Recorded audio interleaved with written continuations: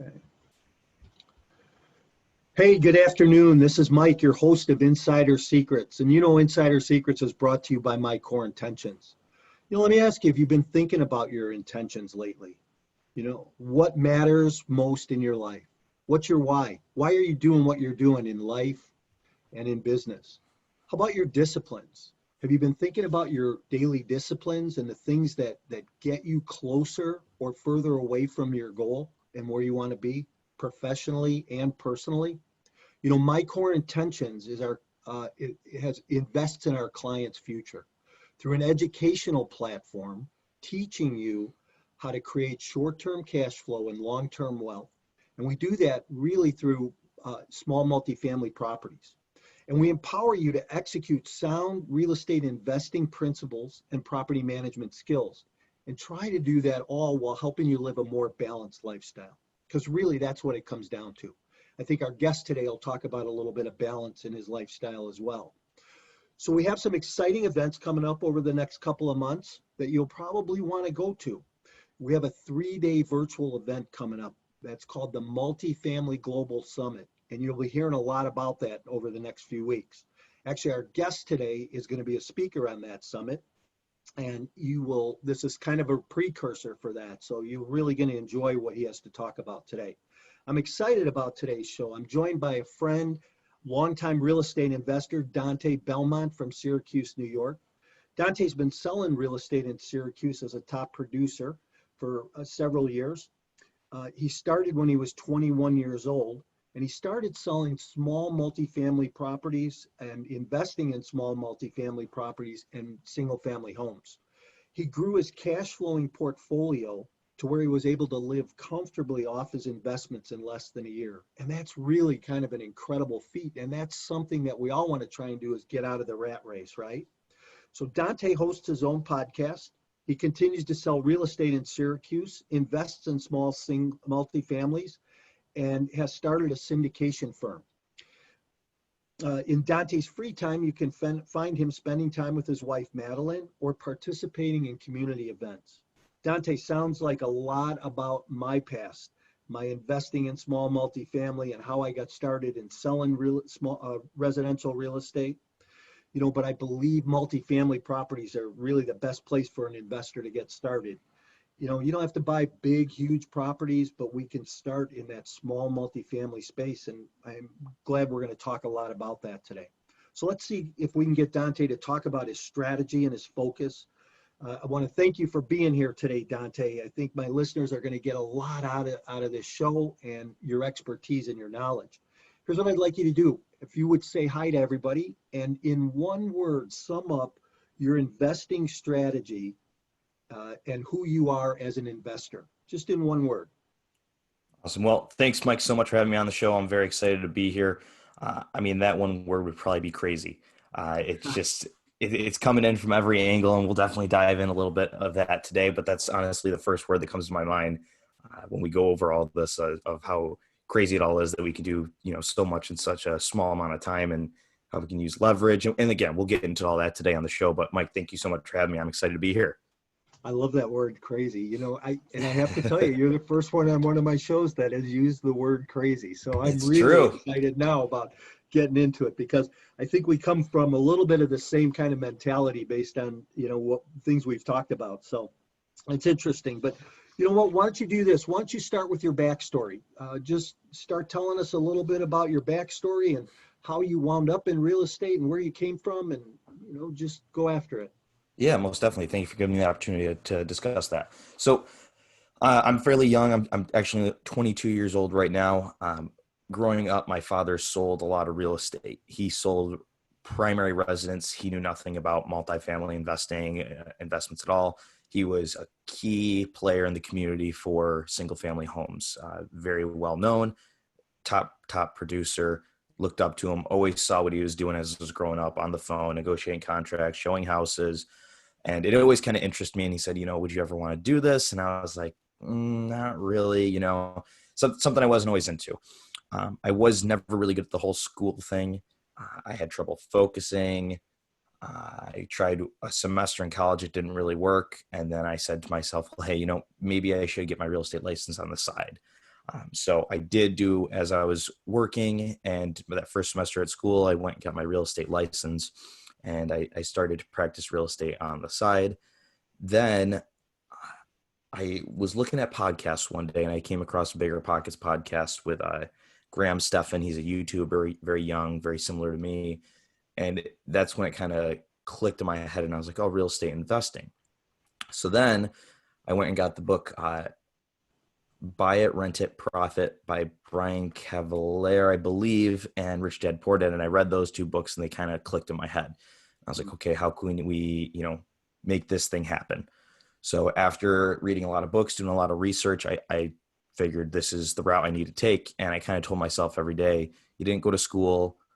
You are selling real estate, which, can be frugal, depends on how much work you put into it. But this real estate investing thing is the end all be all. If it doesn't work out, you're not going to really go anywhere. So that's when I really started focusing in and honing in on real estate. And just kind of quick to go over that first property. How I jumped in was I had the analysis paralysis, as most people do, analyzing the properties, looking at them, figuring out how is everyone getting these deals. I'm not seeing these deals.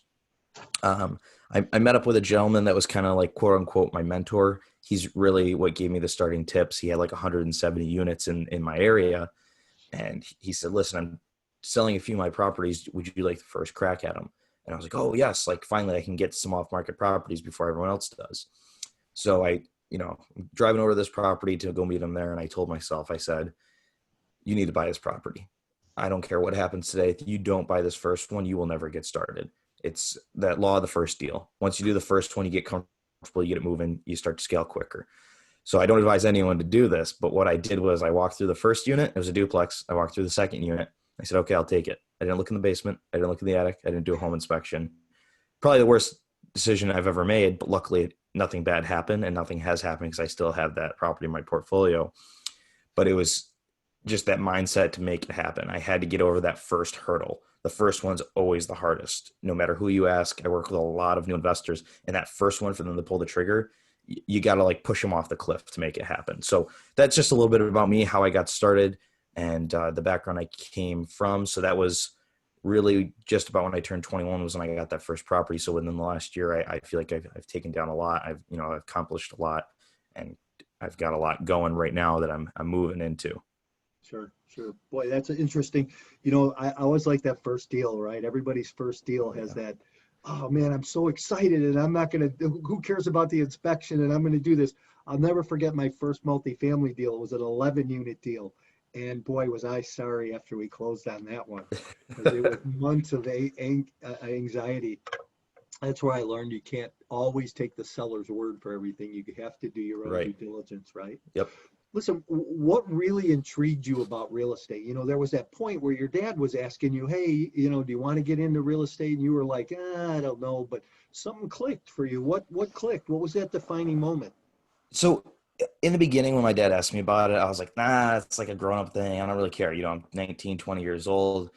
Then I really started to mature quickly because I figured out I need to start doing something with my life. And I did a lot of research, and I found that real estate is really a vehicle that works well for a lot of people. I actually bought my first property before I got licensed. And that, again, it was kind of like that maturity mode that's where the switch flipped. When I started reading books, I started doing the due diligence, and I figured out, something needs to be done here. I can't keep going around doing it. I used to DJ when I was in high school. It was something fun I did, but I was like, this is super immature. I need to mature from this. I need to take, the right step. So what really clicked was, my dad was kind of telling me about it, and he's like, oh, maybe you should buy an investment property. It's like, I know people that do it. And I was still a little bit on edge about that. But then once I did the research, the real due diligence, I pounded through 50 books in a year. I really started to understand everything and see everything. Boy, I'll tell you that education piece. And that's the one thing I really try to teach my coaching clients and people I work with, is read. You know what? Spend 30 minutes a day, pick up a book and just read through it. Because we learn so much from that, And one thing about real estate is that you continue to learn. There's so much to learn.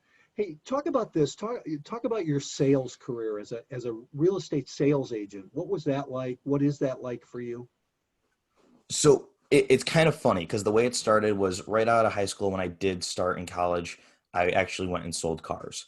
It was something I wanted to do on the side. My family, actually, my mother's side owned a dealership back in like the 70s, mid 60s. It was the first Mazda dealership in New York State. And they owned it till about 2011. My grandfather passed away. We sold it. He owned it. So I figured, I was like, all right, well, I'm at school. Let's, do a job that makes a little bit more income. So I thought. And so I sold vehicles for Mazda from about 18 to 21. I always had sales in my blood. Being at Mazda, I was actually a few quarters, I was the number one salesperson in the state of New York for Mazda. I loved sales. It was my thing. So I kept figuring, what's that next thing I can scale up to that has higher reward for the sale? So I started at a car wash when I was 17 selling car wash sales, and I did really well with that. I was like, but this isn't very rewarding. What can I move up to that's a little more rewarding? I was like, cars are pretty expensive. There's got to be a good commission split on that. My mom was like, do not go in the car business. I'll kill you. I did it anyways because she was in it for 30 years on the administration side. Really enjoyed that. I made a decent amount of money. I worked at an auto mall with 14 dealers underneath one roof, which was pretty cool, but Mazda was my home dealership. So then I said, I'm making okay money here. What's the next thing that people buy that's more expensive? And I said, houses. And that's when it also clicked with what my dad was saying. So I was like, all right, I'll get my license. And I started with that part-time. So it was pretty cool because my manager at my dealership, he said, he actually let me have Saturdays off, the busiest day of the car business. He said, as long as you can produce more than anyone else here, I'll give you whatever day off you want. So I produced more than any salesperson there, and I got Saturdays off. He also, because I did very good production with him, he let me practice real estate on the side as well. So during my day at the dealership, I didn't have set hours. I'd be able to run, show a house. I'd come back, I'd sell a car. I'd run, go sell a house. I'd run and go sell a car. So I was back and forth until it turned out to be he did leave the dealership. And when he did, he sold his house and bought a new one, and he used me. And that was actually my biggest transaction. It was a $500,000 transaction at the time, which in New York State, the average median sale is $150,000. So then I started to get some real estate deals going. New management wasn't very fond of me going in between jobs. So I did end up leaving that place, and I went full-fledged into real estate. That was probably one of the better decisions I made of going full-time into real estate, investing in sales side. They worked very well with each other. I had access to MLS. I did meetups. I was able to get investor clients, primary clients for primary residents. So with that sales career, I really piggybacked off my dad of learning, but he knew nothing about the investment side. So I was very responsible for teaching myself that. And since I was able to hone in a majority of my time towards the real estate sales, I've done phenomenal. I've had a really good month so far this July. I've put 11 properties under contract this July alone. And I'm beyond blessed with that. I don't know where all that came from. Obviously a little bit of hard work, but really enjoying what I'm doing right now, the place I'm in, and with my sales career as well on the side. Yeah, nice. So, here's one thing that I'm sure, is that there's a strategy behind selling houses.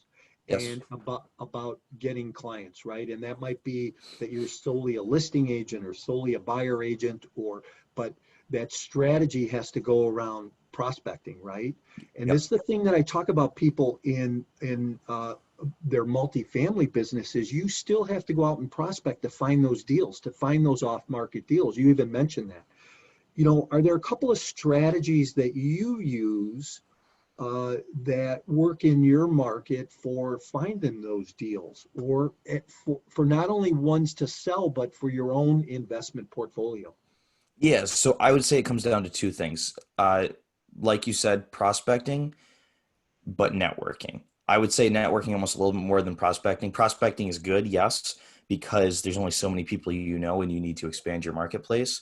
But networking is the big hitter. And I'll hit on that in a second. I'll go to the prospecting though. But for finding properties, so you're asking how you're prospecting to find investment properties or find buyer and listing clients? Well, I would talk more, I think that they both kind of lead into each other, because you have to have that skill in the residential side in order to,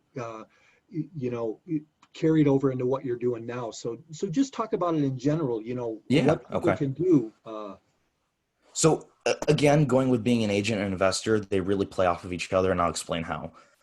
Quick story: I have a very large social media following, about 20,000 followers on Instagram, and so I had a marketing company reach out to me, direct marketing, and they said, hey, we'd like to use you as an ambassador. You advertise for us. We'll give you X amount percent per sale we get from your advertisement. I said, okay, that's great, but I'm not going to advertise your product unless I really believe in it. So I need to see it works. I said, you need to give me a trial or something so I can see that I believe in your product and it functions. And they said, okay, we can do that. So it was a direct mailer campaign. I've done small direct mailer campaigns in the past, but I had these guys come in with a 2,000 piece mailer in 2 zip codes I chose. So I leveraged it 2 ways. One, it was, we'll buy your house or your multifamily quick cash as is. I said, okay, perfect. So I'll buy the best and I'll sell the rest, is basically what I said. So all the deals that came in, first day this campaign goes out, my phone rang 50 times at least. I'm sitting there working on a project with one of my guys, and my phone just keeps ringing. All these leads are coming in. These people are saying, hey, I got your letter in the mail. Just a postcard. We buy your house quick cash as is. I do the vetting. Okay, how many units? What are they renting for? What's the address? What's your name? All that good stuff. Awesome. Let me go to my office, run some numbers, drive by the property, and then I'll call you. So what I do is I go and look at these properties and I'd say, okay, what number are you looking for? Or we try to come to a number, and I would know either A, if it worked for me, or B, it didn't. If it worked for me, I was going to pursue that property a little bit more and see if I could buy that off market. B, if it didn't work for me, hi, Mr. and Mrs. Owner, here's what I can do for you. It doesn't meet my model, but what I can do is I have a mailer list of over 100 local investors. I can put that property out to that mailer list. You don't have to list it with me. There's no contract. We're not tied together. And, this is the X amount of fee I want for doing this. So whatever you want, I'll sell it for over that, kind of like a form of wholesaling. Mm-hmm. And I'll get this property sold for you. Minimum traffic. You'll get the price you want for it. It's not marketed to the whole world. You're not disturbing tenants. So I found that to be very frugal because it worked on both sides. I got to pick what I liked the best first. And whatever I didn't like or didn't meet my criteria, I was able to gain real estate business off of that. And I was very surprised at how well that worked. Yeah. So here's what I want to be clear on too, is that we're not talking to people about that they need to be like a licensed real estate agent selling retail.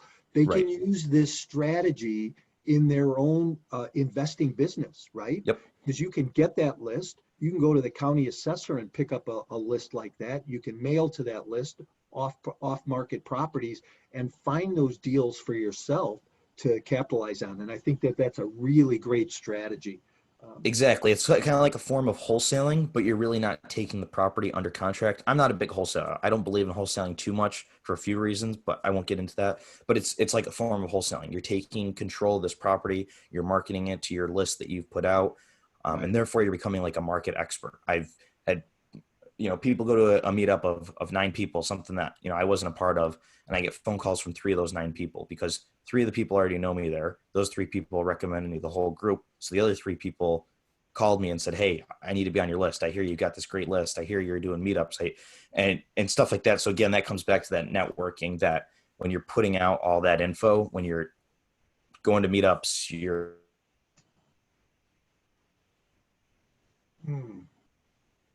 becoming like a market expert, so to speak. Yeah, that makes sense. Are your meetup groups meeting virtually these days? So I started a meetup group basically the beginning or probably September of last year. So I actually do it right in my real estate office because it's nice. I've got this open space. I open it up and I've had 20 to 30 investors almost per meetup. COVID hit. Obviously, we had to put the brakes on that. I tried doing some virtual ones.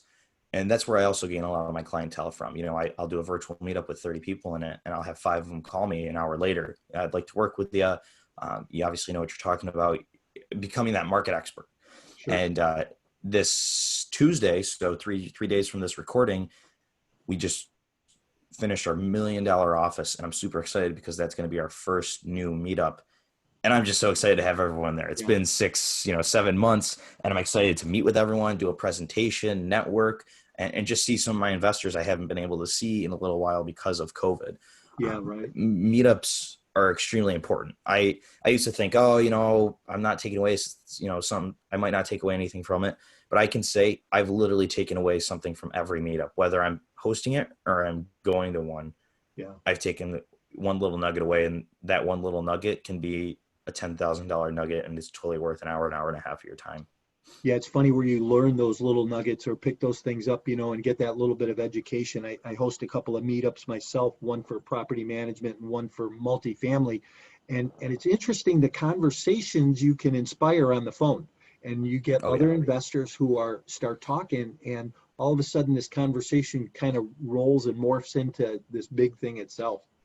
So Meetup is a good place to be, and I'm surprised at the people that don't know about Meetup, which is interesting. So, so if you're looking for a Meetup group or a place and you're in New York, look up Dante, and if you're looking for something virtually, there's plenty of those. You don't have to just look for me, but there's plenty of them out there that might fit your needs. So Dante, talk about the multifamily space and specifically small multifamily. When you talk about small multifamily, how many units is that? What does that look like for you? And So small multi is typically 2 to 4 units. The small multifamily is a great space to start. It is the pinnacle of your learning. That's where you're figuring everything out. That's where you're learning. I always say the analogy: you're never going to learn how to swim unless you jump in the water. So you're never going to learn how to manage a rental property unless you buy one. And that's true. You're buying education. You can read 50, 60, 70 books in a year or whatever, and you'll never learn the true emotion of what it takes for when a furnace goes out and you in the middle of the night, when a tenant's not paying. There's certain experiences you can't purchase. So with that small multifamily, I think it's a great place for anyone to start in the house hacking realm. So buy a duplex with an owner occupant loan. It's very low money down. Anyone should be able to do it. Live in one side, rent out the other with one tenant first instead of 20 tenants. Learn from that smaller space first. I think that's super important, and that's where you're going to learn a majority of what you're going to learn is that first one. yeah, so you get a lot of the little heartaches out of the way. You get that Yep. experience. I like that house hacking thing because you can live in one of the units, you can learn how to manage and deal with people, and then you kind of move on from there and you can explode that. I actually do a lot of coaching around that, so I really feel that that's a good space to be. What's interesting is you have duplexes by you where, and those are those side by side, or do you have flats where they're on top of each other? What's your market like that? It's typically, so being in central New York, not to be confused with New York City, our population is about 150,000 in Syracuse, New York. The way you got to look at it is like this, and I know it sounds silly, is where were the original 13 colonies? New York was one of them, so we have a lot of older builds. Being one of the original 13 colonies, we had population up here first. So a lot of our buildings were built in the year 1900 or 1910. So we have very old buildings, and it's traditionally flats. So a 3-bedroom, 1-bath, and then upstairs is a 3-bedroom, 1-bath. That's typically how you're going to see the duplexes set out here. Triplexes, quadplexes are a little bit more far and few between, but the duplexes do, rule this market, this area for the most part. Yeah. That's interesting. I think all the markets are different, right? They might have a lot of similarities, but they're really different. Like in Chicago here, any block you look down, you're going to see, multifamilies. Some have been converted to single family, but your typical 2-flat will have a 3-bedroom upstairs, a 2-bedroom on the first floor. Or if it's a 3-unit, you're going to have 2 3-bedrooms and a 2-bedroom. A lot of them, most of them have basements in this market, which is nice. Yep, same here. You can always put in that unqualified unit in that basement level, or some laundry, a laundry facility or something. So there's a lot of things that you can do with them. Let me ask you this: do you actually think that an investor can create wealth in that space, in that small multifamily space? And if can an investor actually create wealth, and how would they go about doing that? Definitely. So I think there's so many different realms of real estate, and there's been proven wealth in all those categories. I think it's very possible. I know a handful of individuals in my market alone that have created amazing passive wealth through small multifamilies, 2 to 4 units. The gentleman I was kind of talking about before, that was quote unquote my mentor, he really showed me the reins. He owns about 170 units of small multifamilies. He's completely financially free. He lives out of the country half the time a year. He lives in Florida, Israel, and Syracuse all the time, rotating, and he has everything on autopilot. So the way that this can work is there's there's really two type of small multifamily investments. I say turnkey or value add. And you could say distressed kind of goes hand in hand with that value add, but that turnkey is the property's done, the tenants are placed for the most part. You're buying with a 20% down loan, and you're looking at a 10 to 20% cash on cash return, which is great. That route takes a little bit longer to build wealth because you're traditionally saving up for that 20% down payment each time.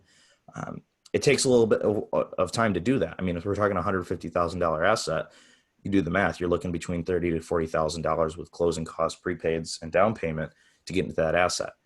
Not a lot of people have $30,000, $40,000 sitting in their bank account multiple times so they can continue to grow. The other aspect is that value add, the BRRRR method. We've all heard of it. You're buying distressed value add properties. You're buying them below market value. So a duplex for let's say easy math, $60,000. You're putting $60,000 into it in renovations. It's then worth $150,000. So you do a refinance for the 75 or 80% loan to value. So now what you're doing is you're pulling out all that equity. So you don't have all that equity you put into the deal, you're pulling it out with a refinance. So there's no more equity left in that deal. You own the property, not free and clear. There's a mortgage on it. And you're using those funds that you put on that first property, and you're putting in the next one and the next one. And you kind of keep moving. And I think that's the best strategy for creating wealth in small multifamily, because you can do it much more rapidly. The pace in which you need to use the turnkey method will take a very long time. And I talk to a lot of my clients about that. I say it's a great first investment because you're learning. You're not having to do any work. I never encourage anyone to get into that value add on their first property. But it is completely possible. And like I said, I see a lot of individuals that do it, but they are starting turnkey, and they're slowly morphing into that value add where they're buying properties that need that work, putting that work into it, stabilizing it, and refinancing it to pull out those funds and go to the next one. I hope that does answer your question. Yeah, no, it does a lot. And what's interesting about that refinance is that it's a type of an exit strategy, right? It so is. You can exit because you're exiting and you're pulling your cash out. Nice thing is you're pulling that cash out tax free. So you can use it all. You don't have to pay the tax on it because you can use it all now in the next investment. You're not doing any type of exchange or anything, which is really interesting. If you were a new investor today, or you were coaching a new investor going into the real estate space, how would you coach them about going into the multifamily, small multifamily arena? What would you help them design as a strategy? Yeah. So I'd tell them to kind of figure out their goals first. What kind of returns are they looking for? Is this a long-term play, a short-term play? Because I do have, through my podcast, through my meetups, I have a lot of people reach out to me and ask me this question. And it comes down to their goals. What are they looking to do? Or are they looking to make 100% return on their money in a year? Well, this isn't the place to do that, unless you're using the strategy properly. So I ask them, figure out what you're looking to do. Is it a long-term play, short-term play? What returns are you looking for? Then I'll ask them to figure out the area that they want to invest in. Is it going to be locally? Or is it going to be at a, long distance?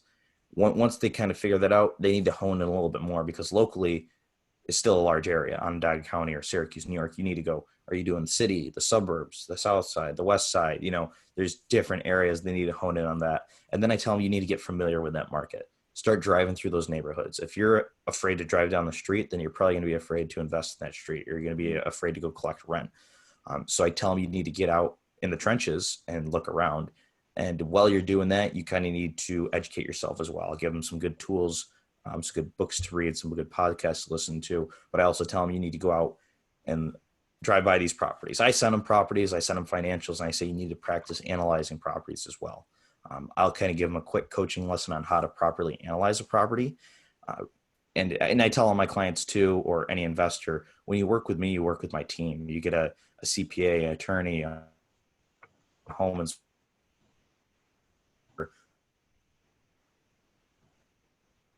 push everyone through to that next. Sure. And they continue to move forward. Yeah, real estate really becomes a block by block kind of business. Do you think that it's really still a localized business, or do you think that you can do real estate outside of your local market? I think real estate can definitely be done outside your local market. I would always tell people to start in your local market because there's no market you know better, and you can keep an eye on your properties in your backyard. Um, but most I don't want to say qualified, but most big investors do invest at a distance. You look at larger property syndications, they go to emerging markets. That's not to say that your market's not an emerging market wherever you are. There's always going to be a tenant pool. You just got to be careful because if you're looking for a large property in a dying market, it's going to be very difficult to stabilize that asset or add value to it. Where in any market you're in, let's say Detroit, for example, obviously it's been a tanking market for a few years now. If you had a duplex in that market, odds are it's going to do fine because it's such a small amount of rental income that you need on it and a small rental pool that you can stabilize that asset. So yes, it's always good to start in your local market, but there's multimillionaires in real estate who real estate long distance only. They buy real estate long distance and they're very successful at the top of their game, honestly. Yeah, but you're right. I think you hit it right on the mark when you talk about starting in your local market because you know it. Here's a funny thing about that, and here's what I was thinking about when you were talking about it is you go to work every day and you drive the same way and you Mhm. notice the same things, and after a while you don't even look at those buildings or that real estate anymore because you know it's there. But what Right. if you drove to work a different way and you started to look at things differently? So when we talk about sourcing deals, right, or locating deals, when you start to drive a different way and you start to see different pieces of real estate where the grass is too long or the house looks like there's some things going on or there's some problems and issues, those are sometimes those best off-market deals to locate. Yep. Knock on the door, right? Try and find the owner or the seller. So I think there's strategies and things to look at. Let me ask you this. How do you feel, and here we are in, 4 months into the coronavirus piece. How do you think that the current environment is affecting your real estate investing, or how's it going to affect it moving forward? So I think we've all been taken by surprise for the most part. Mhm. I thought this thing was going to be a lot worse. I thought the stock market was going to take it a much larger and longer dip. I thought the housing market was going to take a large dip, the rental market as well. If you look at some historical data from when this thing started to where we present are in this virus, this pandemic, some markets have actually had increased rents, increased housing values. Our market alone, it's a seller's market. Our real estate values are higher than they have ever been. Um, I'm competing with 12 to 20 other agents on a house that's been on the market for a day. I've submitted offers $20,000 to $30,000 over asking without any contingencies and still not receiving properties. I think it's a buildup of demand, and a lot of people aren't supplying their homes, so supply is low. And same for rental properties. I think rental properties are very popular at the moment, so a lot of people are looking to get into it. And with all that pent up demand because of the virus and everyone looking to get into rental properties, and a lot of people are home, so they're spending more time doing things. Uh, the market is moving very heavy right now. Mortgage applications are up by like 20% year over year. It's been a pretty strong market, and I'm surprised. I wasn't expecting to be where we were. I was expecting there to be some panic, some people not knowing what to do, being very scared, not wanting to sell their house, therefore not wanting to buy a house, not looking to take on more debt. But I think the government stepping in with stimulus and unemployment has also helped some people out a lot too, because some people actually have more income coming in now than they did before. Are I your hope I rent answered your collection? question there. Yeah. Are your rent collections strong? Very strong, actually. So we're at 100% collection. Wow. Uh, yeah, which I'm very blessed for.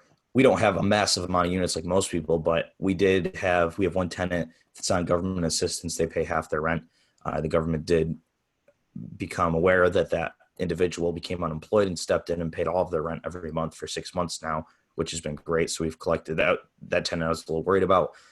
One of our other tenants was the only tenant that had an issue with paying the first month when COVID happened, but they're very proactive. They approached me, hey, we both got unemployed. We can pay half the rent. I said, okay, can you pay the other half on the 15th? Yeah, we can do that. Okay. And they were caught right back up. And then unemployment started kicking in. Well, that's awesome. Good for you. Hey, where do you see yourself in the next 3 to 5 years? So in the next 3 to 5 years, I see myself in the large commercial multifamily space. A gentleman in the Carolinas and myself just partnered to create a syndication firm called Victory Capital Group. Okay. Now we're looking to start to take down large multifamily properties. I've spent probably the last 7 to 8 months heavily researching syndications, large multifamily properties, talking to sponsors, syndicators, general partners. In the next 3 to 5 years, I would say I'm probably going to have with my partner in our firm, I'd say about 6 to 8 large multifamily properties under our portfolio, under our belt, Okay. being of 50 to 100 units on those first two deals and 100 plus units on the remainder of the deals, looking for value add properties. Looking for not distressed, but value add. There's a major difference there. I think distressed is extremely run down in high risk, low class areas, where distressed is more of a B to C class area, lower rents, deferred maintenance. That's really what we're going to be tackling, and that's where I see myself. I nothing against small multifamily. It's just not where I want to allocate my energy at the moment, because it does take a lot having separate properties in separate areas. I'd like to have everything under one roof. And I have a lot of investors that are looking to invest with me and my partner at the moment. And we find that this will be the best avenue for that. Right. Yeah, it's always a small multifamily is a great place to get your feet wet. And some people Yep. really like it and stay there. Others want to grow like you're doing. I always look at it like, I teach my coaching clients, like if you're playing Monopoly, you're going to buy Mhm. 4 houses, put them on boardwalk, right? And Yep. then all of a sudden sell them and build a hotel or build something bigger, right? So that's where you start to grow. Uh, so one thing I know people on the call might not understand is syndication. So explain that a little bit and what you guys are doing at Victory. Yeah. So syndications are phenomenal. They're becoming a little bit more popular, but we'll see how that works because the barrier to entry is so high versus the small multifamily. The barrier to entry is very low, owner occupants, low money down. A syndication is basically a pooling of investors' funds to buy larger assets is really what it is. So let's say we have GPs and LPs, general partners, limited partners. General partners or the sponsors are the people who find the deal, get the investors' money, underwrite the deal, get the funding in place, the insurance in place, take control of the property, put property management under place. They typically don't have too much capital in the deal. Sometimes they do, sometimes they don't, depending on the deal. And then you have the LPs or the limited partners, aka the passive partners. Those are the investors who are simply funding the deal, putting capital in the deal, and then they step back and watch from a distance. They're not doing too much of the work. They have a larger percentage of ownership of that property, where the general partners have a smaller ownership, but they completely control the project themselves. That is really simply to say what a syndication is. So when you're driving by it down the street and you see a 100-unit apartment building, a mixed unit commercial on the first floor, the next 3 is apartment buildings. Don't always think one individual, wow, how does that one person own that building? That's not always the case. Sometimes it is. It's usually a group of investors who are allocating all of their resources together to take down these larger projects. Yeah. It's interesting. I remember being a kid, asking my parents and being young, driving down the road, asking my parents, hey, who owns those big buildings? And my mom's answer was always, and I don't think she knew what she was talking about, but her answer always was insurance companies. And, that's the other side of that business, right? It's that Yeah. institutional side of the business, which is Yep. a big side of the business too. Um, your next step sounds like it's Victory Capital and doing passive investing. Let's talk about if you were going to give some advice to a brand new investor coming into business today, what would that advice look like? Like I said, coming back to that analogy, and if anyone listens to my show, they hear me say it a lot.